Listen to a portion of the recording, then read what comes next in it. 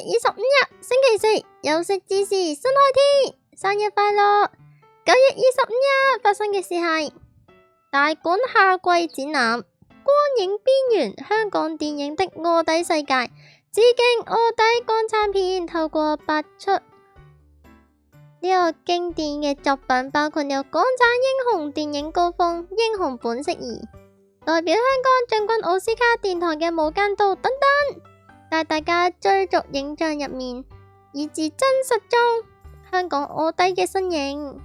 另外展覽都展出咗呢個珍貴嘅劇本手稿啦、講座啦、電影界重量級人物、前臥底探員以及專家等等，為嚟為大家揭開臥底真相。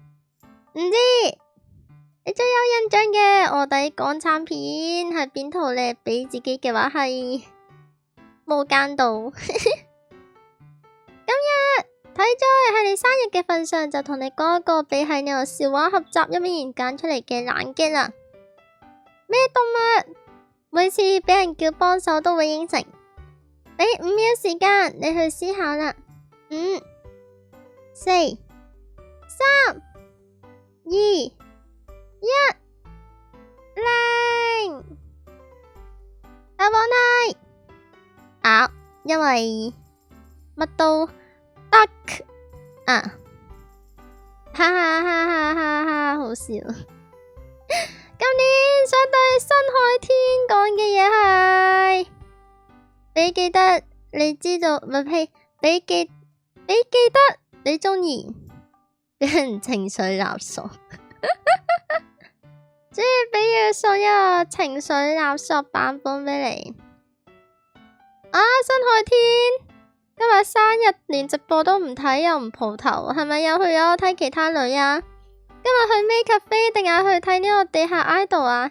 唉，真係多女啊，完全唔使你搵比，係咪先？日日都咁多 live 睇，日日都咁多人見，哎呀，要見你一面真係好難。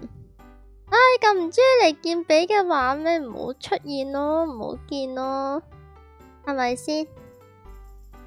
成日都唔出現，生日唔出現都唔爭呢一日啦，係咪？唉，冇事啦，今日你生日你大晒啊嘛，係咪先？生日你中意點就點啦。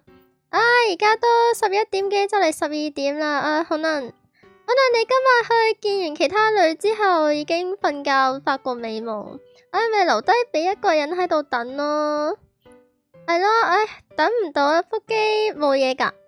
等唔到你睇呢條生日片冇嘢噶喎，唔睇咪唔睇咯吓，係咯，繼續睇其他女人啦，睇得開心啲啦。最後再次祝你生日快樂，希望你除咗生日睇到呢條祝福短片會笑之外，每日都開開心心啦。